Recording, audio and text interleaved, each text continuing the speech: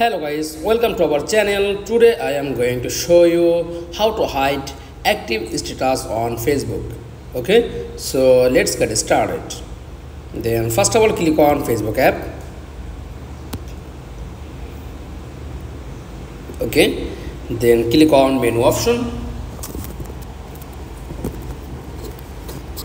and tap on settings and privacy.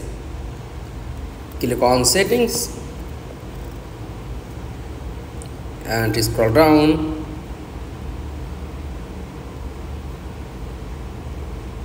Click on active status, then your active status, then enable or disable, turn off active status to hide active status on Facebook. That's all.